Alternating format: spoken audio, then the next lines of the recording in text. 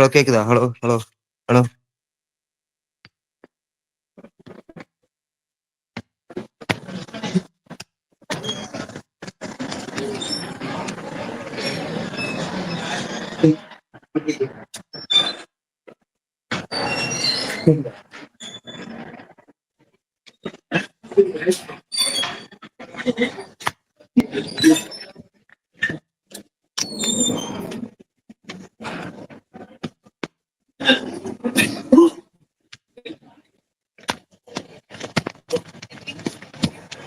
கேக்குதா?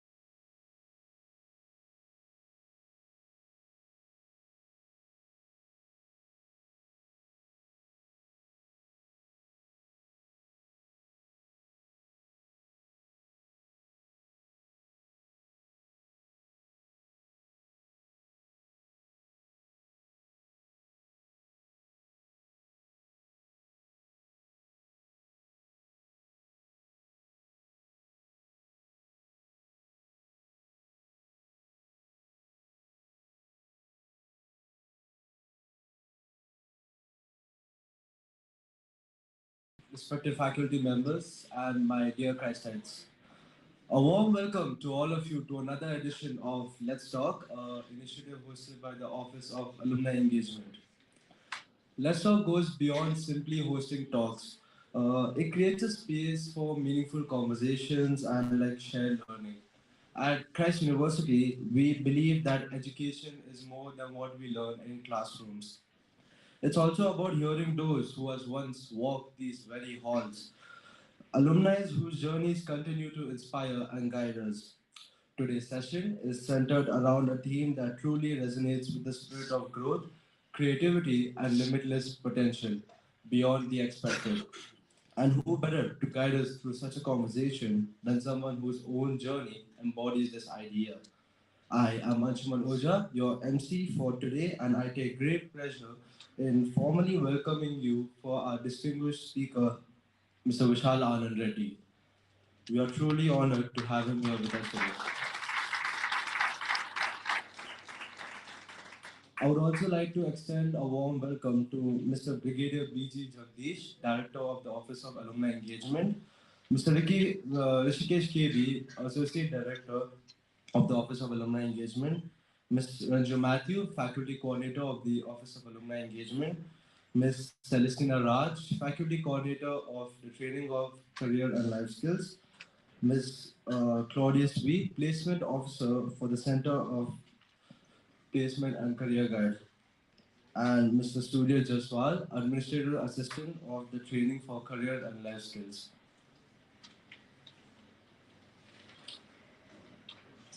To set a tone for today's session, I now have the honor of inviting a guiding force behind this initiative, Mr. Brigadier B.G. Jagdish, to address the gathering.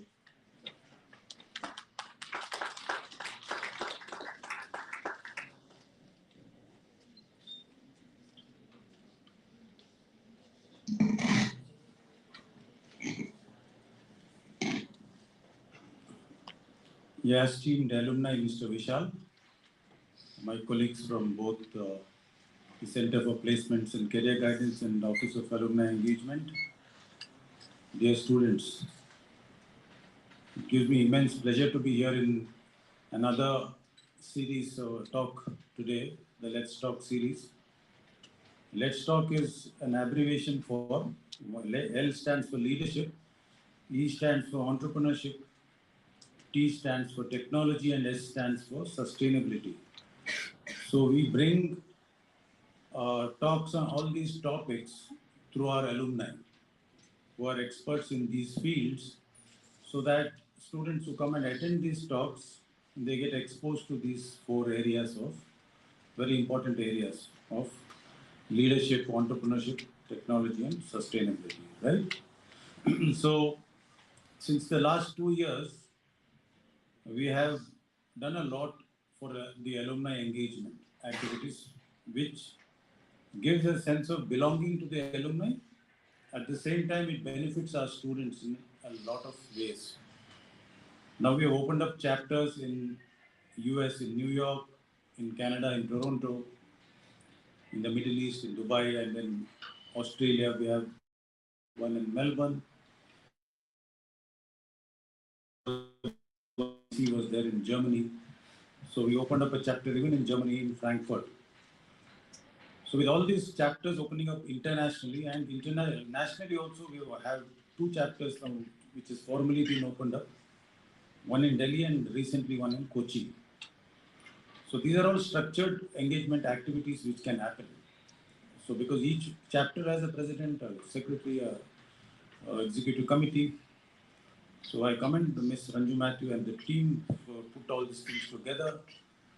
And these chapters are running really well, because now if students are interested to go abroad, want to study there, want to pick up a job, it becomes easy for you to get into these groups, understand how to navigate challenges which you will face.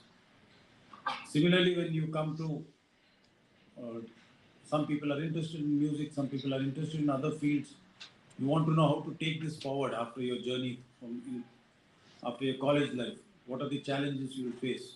So all that can be addressed by people who have walked the same path, right? So And alumni also feel good. They come back and give back something to the, like you were saying, I'm coming back after 5 years to the campus and it's all changed up. So many things are happening here. You feel good. Even I'm from the 1983 batch. So I walked, there was no too many corridors that time, there was only one block. So I was walking the corridors of block number one. So then after, when I passed out in 83, then I went and joined the Indian Army and then served for 35 years there. And now I'm back. I feel really great to be back here and to share my experiences with you all for whatever I can contribute in your shaping your aspirations, building this nation together. So I again welcome all of you for this talk. Let's not, I'll not take too much of your time because you're eager to hear the alumnus. Will talk about his journey. And I again thank our team to have put this up. All the students are mainly the coordinators who are doing all this. So they're great job done by them. So please be attentive and show a lot of respect to the person who is here. Take this seriously and take lessons back home. And so that it will benefit exposure each day you are transforming into somebody new. So honor that transformation and enjoy this journey. Thank you. Jai Hind.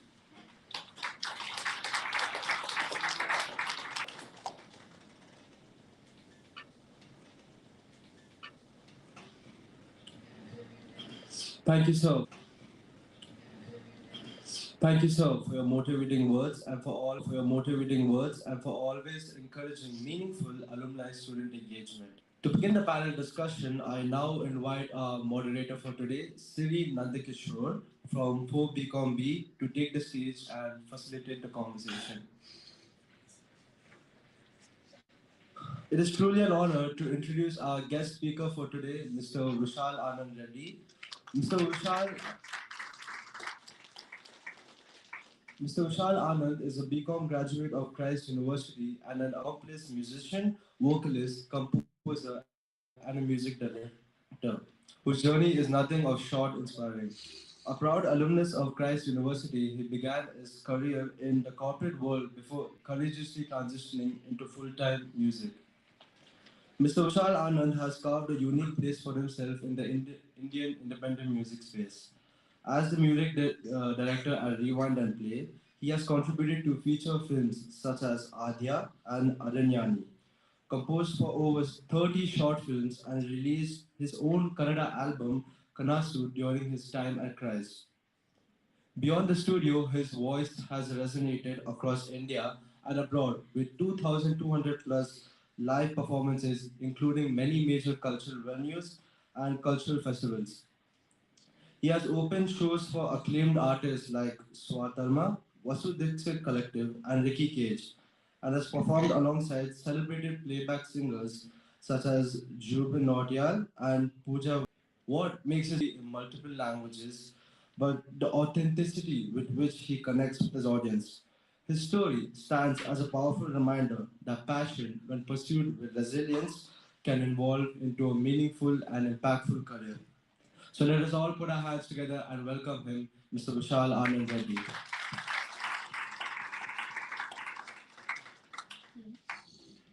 Hello, sir. Welcome to Christ University. We're really happy to have you here. Sure. Yeah. Thank you. Thank you so much. It's amazing to get back to this campus. I think after 5 years. I think before that I've come to the alumni meetups. So after that, yeah, it's been a little busier. So yeah, thank you. Thank you so much for hosting me today. Thank you. So, during your time here, was there any moment or a particular person that shaped the artist in you today?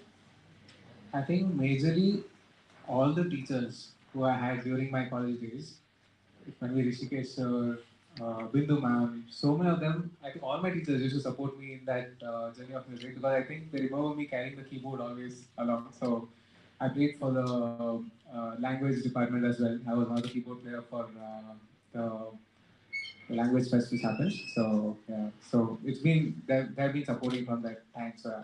So that was good for me though. So, do you have like a favorite teacher? All of them.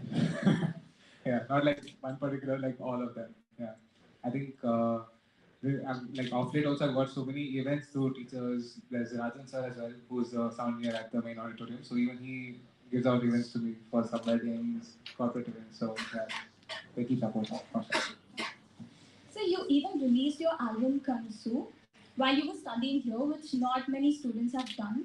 So how did you come up with it and how was the response? One was I always had that idea to record an album in a proper recording studio. So luckily, through one of my cousin who's also into production, so he gave me that idea of recording this in that Anand Music Studio. That's a proper South Indian music studio which is there in Vijayanagar. So then I was just speaking with my fellow students along with me, some seniors. So we just got together, and there was this one band which I was part of in college that's called Atma. So we sat together, wrote the song, then we recorded together. So and I sang few songs. There's one of the singer Anish Panana. So he's one of the sound engineers now. So even he has sung few songs. So we recorded that way and it was out. We had those back then. I think 2013 it was all about releasing those CDs. So we had those CDs set up. We're gonna have at home even down. So releasing that and then it was out on all these crossword outlets. There was Planet M which was there. So it was out on all those platforms as well. So it was good to see RCDs which are just there. Yeah. So if a student had to release an album of their own, what tips would you give them? Let it be authentic. Like not to copy anything because that's what's making my journey a little more easier for me. Because I think you go according to market standards, you might get mixed up with other songs, and your song might not be out so easily. So if something is unique or something is your style, it might take time, but yeah, it'll surely get recognized. So like keeping it authentic is what I would say. Yeah. So you were a part of Blossoms and In Bloom and Christ, I believe. Yes. So how was your experience? What did you do? Those fests, I think, were a learning for me again because on stage you had to see what all things has to be arranged. So from the stage point of view, it was a nice experience in both in Bloom, Blossoms. Then I was a part of the cult team, so which as a band we went and formed in Waves 2013, Bispirani Goa. So we performed there to the cult team. That was in my last year, the final year of BCom honors. So yeah, it was a learning for sure. Yeah, both those events, Blossoms and Bloom. I think one is like inter-department, one is inter-department kind of thing. So yeah, that was it. We did. I think once we won the second place, the final year we won the first place. So, yeah. So many students pursue music as a hobby and not professionally. Was there any instances where like you took that professionally, like and not as a hobby? Some situation that made you feel that I need to take this up. Yeah. So one was like after my graduation, like every student, he or she would want to work in some company for sure. And I liked us. So I did work in Maruti Suzuki for like 8-9 months. And then I met with an accident where I was going to show the car to a customer. I just met with an accident and my the right hand was like fractured. At that time I had to take rest for like 2-3 months. At that time I realized like music was always there for my childhood. I think that was the time when I chose okay, I think music is what I can do either live or some like corporate, not so much. My mindset was not into corporate at all. But still, I went and joined some companies, but that didn't work out. Then after that accident, then I joined some event management companies. I worked in around 3 companies, event management only, so that I can understand the back end work of every stage of every artist. So during that time, I worked as a sound engineer as well. Because during my college days itself, I did my sound engineering too from SAE, that is in Malaysia. So since I done my sound engineering, I did join these companies and then worked as sound engineers, got to understand like on field training. So understood that and then shifted to full time live music. So that was in 2016, 17. Yeah, during that time. Yeah. So why did you choose music and not a corporate life? I think that is what I connect to very well. So passionately, yes. From my childhood, I think my dad gave me the keyboard, the small keyboard when I was like 2.5 years old. From that time, music was there with me, and then yeah, since passion was there, converting it to profession did take little time, a little training, but yeah, that I wanted to and I did. So yeah. So you've performed over 2,200 shows, which is absolutely incredible. So was there any single performance in India or abroad where you felt, yes, this is exactly why I chose music? Any moment? This happened when I was working with an event management company. I think you also know like event management companies kind of go here and there during events. So my music was kind of used or misused, you can say, was used to uh, give to the client saying that okay, we're giving your music as well. So the event went well after that. So then I realized okay, since people are connecting well to my music, I think that's when I chose to do that full time into live, and that's when I connected. So also in like 2015, 16 during that time because I was working with some other event management companies. So they used to kind of screw up events and then put me forward. So yeah, I used to sing and then do that thing. So, did your parents support you for this Yes, career? yes. That was a good support. That was a good support. Only thing was converting it into getting money did take little time because that's at the end of the day that's important. So uh, because even in like I wanted to do music for sure, but in music I wanted to select like what should I do because I had done my sound engineering, I can do singing, and I can play around 5 instruments. So I didn't know what I should select. Should I be only the sound engineer or should I be only a singer? So to select that and to make it into full time into live music, I performed a lot of solo shows. I took around 3 years time. So then it's going on now. It's going pretty well now. I do everything from live shows, from weddings, corporate events, house parties, farmhouse parties. So I do that. Yeah. So, can you give like a short summary your life after graduating from Christ? How was it? Was it hard, easy, or It was not easy for sure. It was not very hard also because I kind of didn't know what I wanted after graduation, basically during 2013. One was going into job, mom was saying, okay, take up a job and at least later you can continue your music. And then uh, unluckily I met with an accident and then I did take that time off, like 2 or 3 months I just got to sit and think like what I have to actually do. Then I wanted to get those connections because I didn't have anyone who was a musician in my house or anything in the industry.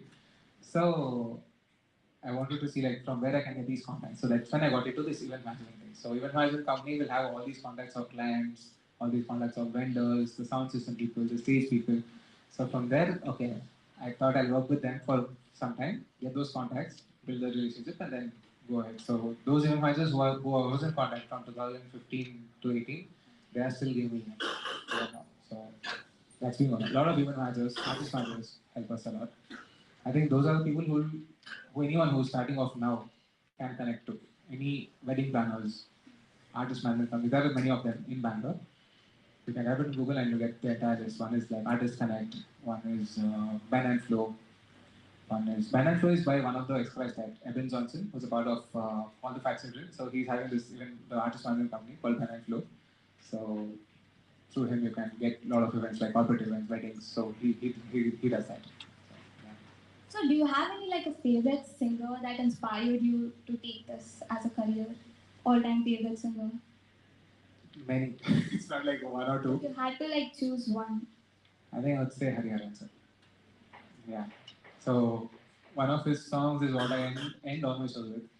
And then the way he sings live, he doesn't sing it in the original style at all. So every time he changes a song, so that kind of inspires me. It's a lot of learning and you listen to one song in different ways. So he's one of what I would look up to. Probably. Yeah.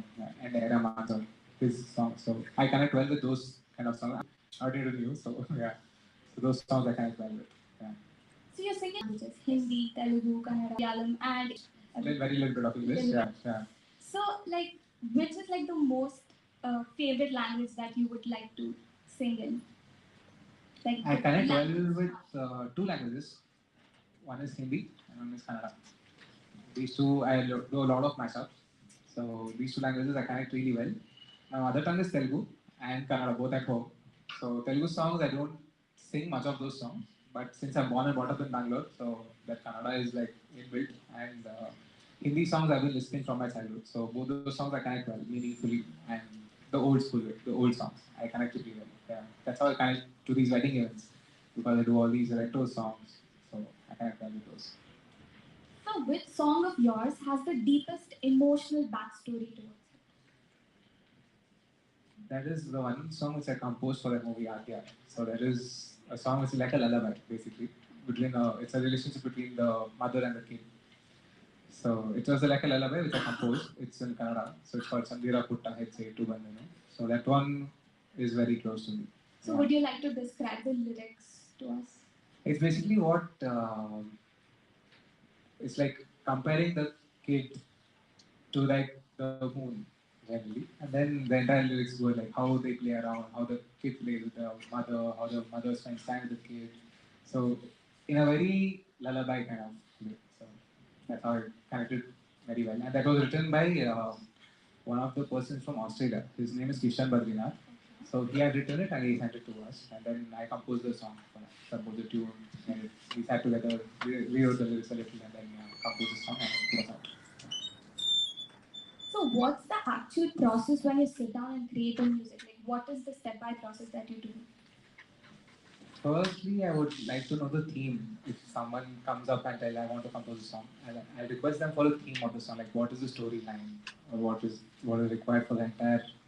Because you have to go through the director's point of view. You can't, as a music director, I can't compose my own songs. It should be like the producer's point of view, the director's point of view, because it is their story. So how they want to portray. Then I sit with my lyricists. Then we sit, then we compose, make the tune, make some 3-4 tunes, send to the director. He'll tell, okay, this is fine. Then we sit, then we write the lyrics, continue writing the lyrics, and then we sit and compose to the sort of symbol. So is it like a hectic process or? No, for me, no. We do take time to do that. Not very hectic, but because I think a movie for beginners will take at least like a year and a half for entire audio bit of it to be done. Because you have to do the song, to do the background scores, you have to do the mixing, mastering. So it will take time, like 1.5 year. So not so hectic. Yeah. So do you think pain or happiness makes music for you personally? Both. Yeah, depends again. uh, Pain, yeah. Sometimes, considering what all happened in the industry or what all you would have faced, suddenly when you're composing or when you're writing songs or when you're even listening, suddenly we are sometimes teary-eyed.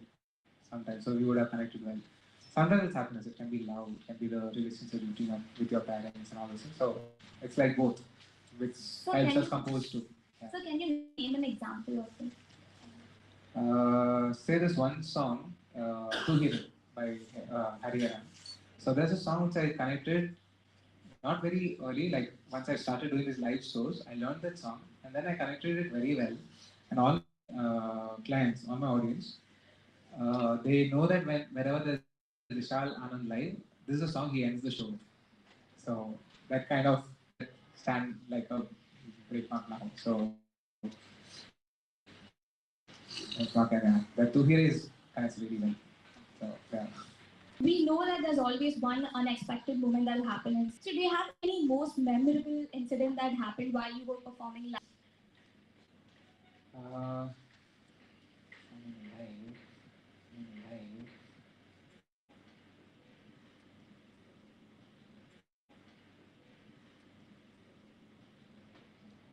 Like there are so many instances. Like say you're doing a private event sometime, and then suddenly you see a celebrity around. When you're singing, you don't expect them in that event. Like they come as a guest or something like that. So this happened with Vijay Prakash. So he's a big singer in Kannada and he's won the Oscar rankings. So that's when I got a chance to perform along with. He saw me singing and then he called me. He met me. He met me. He told me, "Can you sing like backing vocals for me along me?" He told me, "Can you sing like backing vocals for me along in the Bangalore Ganesh Utsava National College Grounds?" So this was in 2016. So such things happen. Suddenly we see some celebrities around. So they come and wishing you, or they give you opportunity. Some celebrities around. So they come and wishing you, or they give you opportunities. So that has happened. And, even I came to Mumbai for just for a conference and to meet Salim Merchant. So he was like, okay, you can sing. So we sang together, we jammed together. So I put up that video online as well. So these things can happen. Together, we jammed together. So I put up that video online as well. So these things can happen. So on stage, off stage. So yeah.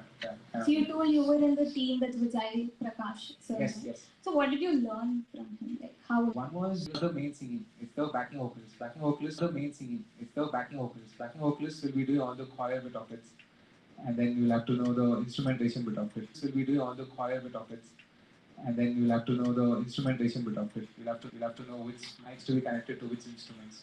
So I was a part of that team. So that was a lot of learning for that on stage big shows. We were the backing vocals, so we did learn a lot from like making notations and then having like, okay, this is the mic, this is like marked mic. We never knew that, like, so mics can be marked and all those things. So that was an experience. And like, okay, this is how the stage looks. Because I like generally performing, we'll have the main speaker and then we'll have one monitor speaker on the stage. That's not what we have seen. But in bigger shows, you'll have like, those side fields. Like, you can hear your voice from the side as well. Then you'll have those in ears. So you can listen to only what you want. You need not listen to everything. So those things I only learned on that day. So yeah. So, Is it difficult to sing in a language that you're not aware of? to connect well, yeah. To at least know the meaning of the words so that you can connect well. Otherwise, yeah, I think you write the words in the language you know, then you can sing. Because I think Malayalam is what I don't know. I know the meaning of it, then I write it in English. The same words, and then I sing along. So it connects well because I know the meaning of the words. So I think that's what major artists do.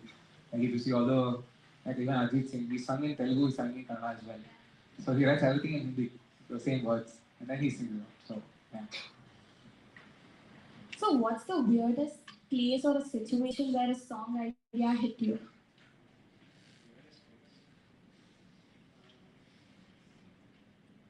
I wouldn't say weirdest place. I would say traffic. Bangalore. you can, you'll have so much of things running in your mind. You just close the windows, play some song. And I think Bangalore traffic, I have to tell a lot of thanks to Bangalore traffic because if I have to learn a song, say the client says that, okay, we'll sing this song for this day. I'll play that song in the loop from home to the venue. I would have actually learned that song completely. So, So it's Bangalore traffic. Bangalore traffic, yes. So what's the biggest misconception that students have about building a creative career and what tips would you give them? It's not a misconception. We mostly like whether they can earn out of that creative field or not. See, again, if you're looking at doing a lot of money, like in crores and crores at one shot, then probably not. It will take time for sure because I think you want to start saving will take at least 3-4 years because you'll have to create your own market, you'll have to create your own audience. Since you'll have your own genre of songs, you'll have only those clients. So it get it. But again, if you go with artist managers and managers, they'll ensure that you sing every kind of songs. That will kind of spoil your voice, and they'll also kind of take your of what you have to actually do. So it's like you have to trust what you're doing. As in I told, like that authenticity of what you're doing. Keep the genre fixed to what you're doing, and then go ahead. So because I do a lot of these soft, melodious, meaningful songs is what I do. And off late, yeah, I'm getting a lot of events. My private events, I do these house parties and things. So they want to just sit and relax and listen to songs. It's not about something around. Something around, yes, that is also required. That is probably not my genre. So I don't take up these pub events. But again, pub events, some bands will be there.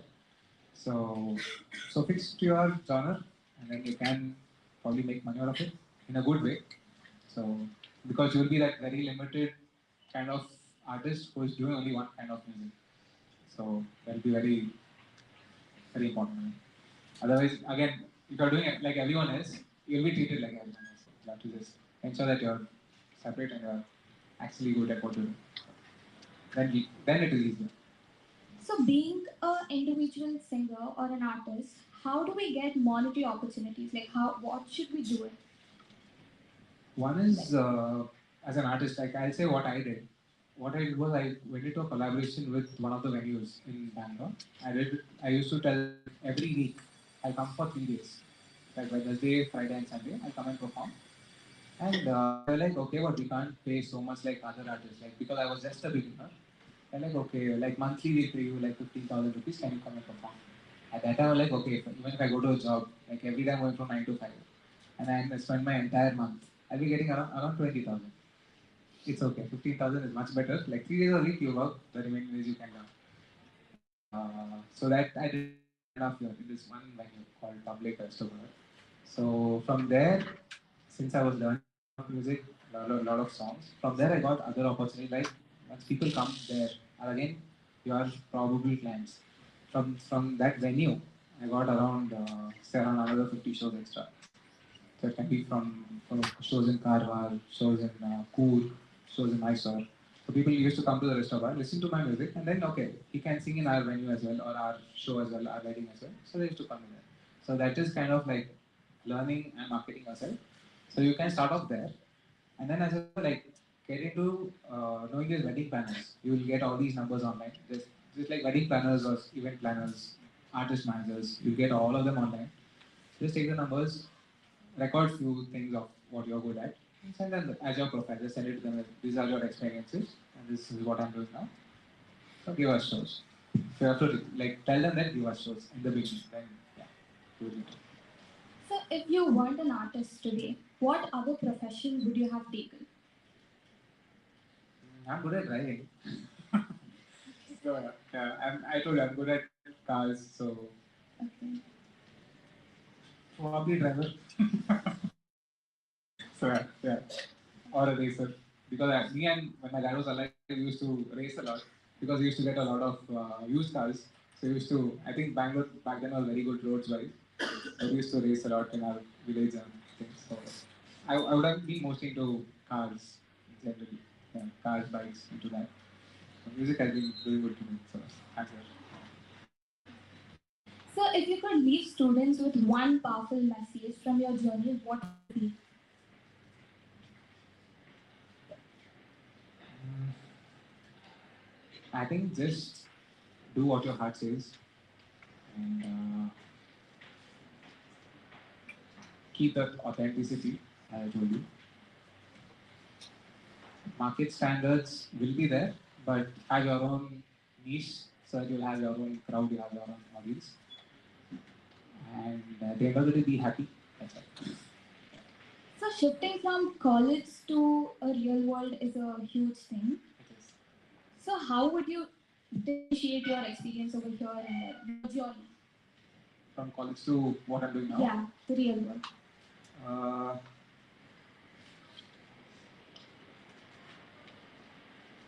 say one is college taught me a lot of things. One is the discipline, like me being always on time. Sometimes people scold me for that as well. Why are you going so early to the event? Even the cleaners wouldn't have come. Why do you, as a musician, why do you want to go? But I kind of ensured because I think I read somewhere that some artists go early to the venue so that they can get the vibe of the place and then celebrate the song. You can like interact with the people, get to know them before you start off. So that it's almost like what you learn, uh, like personally what you learn is what is applicable there as well. Uh, Studies wise, I don't think I'm implying so many things what I studied in BCom honors because the field itself is different from commerce to a musician. So that's very rare. As Sir was telling also, that's very rare. So it's mostly like engineers who get into all these creative fields sometimes. So yeah, so it's like what I've learned, like the discipline wise. What Christ taught me was like, I think even today, I told 10 and I was like, by 9:45, so, so that happens. So it's always there. So So, you think college actually prepares you for the real world? it does, it does, it does. Like personality wise, yes, it does. So, now let's move on to a quick rapid fire round. A song you wish you wrote. Hmm. I think one of those 2000s kind of song. Something like what the favorite to hear. Hope I wrote it, but someone else has done it in a very good way. So the meaningful song. I'm very bad at writing. I'm just getting it out. So I take help from another lyricist and then I compose the music for that. A guitarist or a singer? A singer. First album you ever bought? Colonial Cousins. That was a CD which we got back then. So Colonial Cousins, Hariharan and L.E.T.S. So it was a mix of both of them. So yeah. A dream collaboration, alive or dead. One was with Vijay Prakash sir, one was that. And then I do a lot of these curtain raisers. At that time, I get to meet artists and perform with them. So all those collaborations are actually good. Like Master Dixit sir is one of my good friends now. And Ricky Kate sir, he was like, after the event, he just told me like, you sing well. So those collaborations are always good. Yeah. Spotify or vinyl? I'm old school, so vinyl. Anytime. Yeah. So vinyl I would choose because you can, I think, like putting that vinyl CD there, setting it to the right track, and then listening to that entire song, it needs a lot of patience. And I think that is very important and it's required. But now it's like, I think online it's all like 30 seconds, 1 minute, and you're actually done. Listening to that full song is what I would like. I'm a little old school, so yeah. Yeah. A song that always lifts your mood. One of the songs which I always sing in my shows is one of Raghu Dixit's song, Manjari Manjali, which I always sing. And that's a kind of a nice, beautiful, loud kind of song. So it's a good one. So yeah, it's nice for you to listen. Would you like to like two lines of it? You can do that. Should I get my guitar for that? Or the guitar? Or no? Yeah. Or you can just finish that. Wait, yeah, yeah. We'll finish it. Yes, yes. A song lyrics that defines you. Hmm. Or how would you describe your music to a person who has never heard you before? I'd say in like the genres, I would say like unplugged, acoustic, meaningful, relaxing music is what I do. So yeah. One dream stage or festival to perform. I think I really want to do my show, probably my first big ticketed event in Kaisan. Yeah. That's really nice. It's like I want to do it here. I think Sir's given some options. So yeah, we'll plan that soon. Yeah. So there's some concepts are there with my band. So let's see. Hopefully soon. So now the last question from my team. So Yes. audience, do you all have any questions?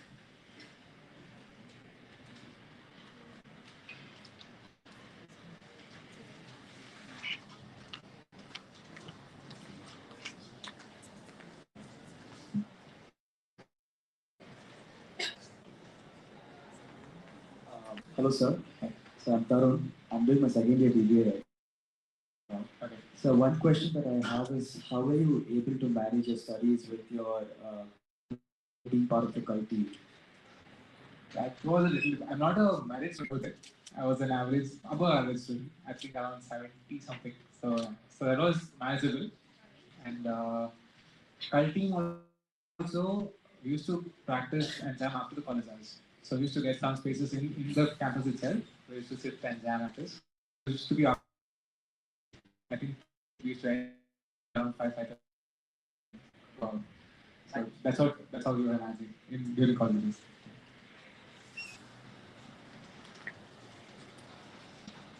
Hello, sir. My name is Janishri. I actually want to ask you that you said you're a singer. So, what's the one difficulty that you faced while when you started to compose, like for the first time? So, being a singer is so much more different when you get into composing. It's so much more different. So, One difficulty what I face even now, like in any language, I can speak, I can sing. If you can go to my profile, you can see my singing in like different languages. But composing a song while writing lyrics is little not so. It's very difficult. So if someone can write the lyric to me, I compose a tune.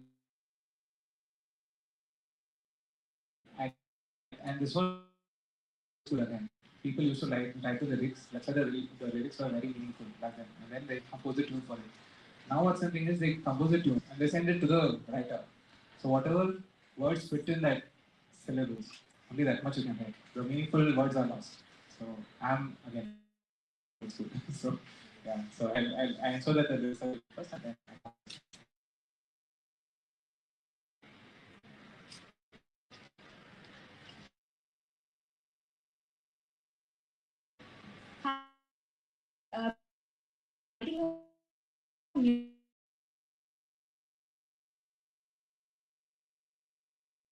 write them easy. Have to, art.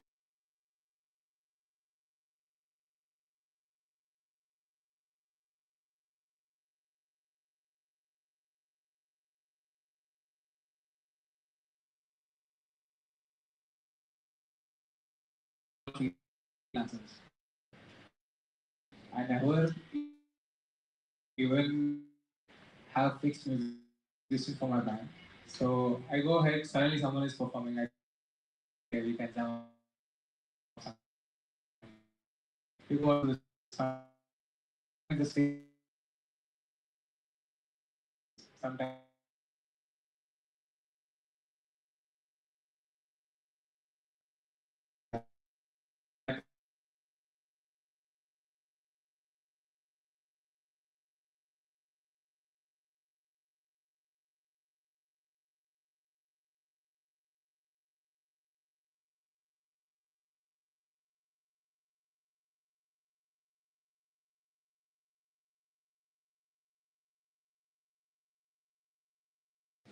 Makila, and I have two questions for you. First off, as a